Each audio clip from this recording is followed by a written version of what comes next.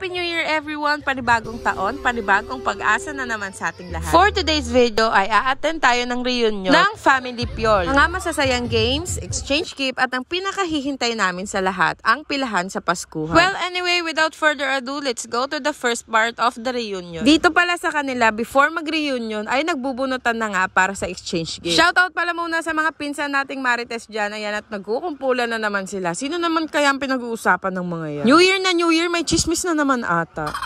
Dito din pala sa kanila, before mag-reunion, ay nagbubunutan na nga para sa color coding ng aming dress code. Kanya-kanyang color nga, bawat family. Ang hosting din pala ng reunion sa kanila, magmula sa pinakamatanda, tapos sunod-sunod na hanggang sa pinakabunso. Unang nakapaglaro ang mga bata, hindi na ako masyadong nakapag-video. Tapos ito naman yung first game para sa mga matatanda. Hindi ko nga alam kung anong tawag sa palaro na to, basta iipitin mo yung straw dito sa may pagitan ng ilong tsaka ng labi mo. Tapos isushoot mo siya doon sa may bottle ng soft drinks. Mukha siyang madali pero sabi nila mahirap daw, kaya tara, panoorin natin.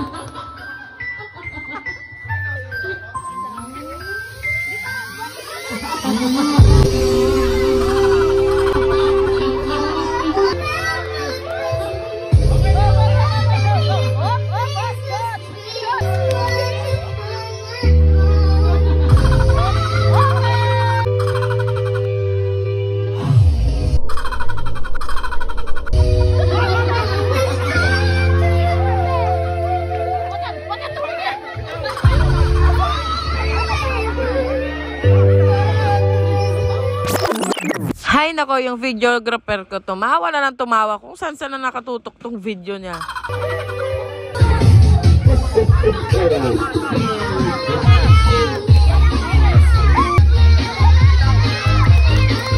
Hay nako, ito nga mga panghuli, ang gugulo na. Paano ba naman? Tawa ng tawa, kararating pa lang sa lamesa. Hindi pa nasushoot yung straw ay tumawa na ng tumawa.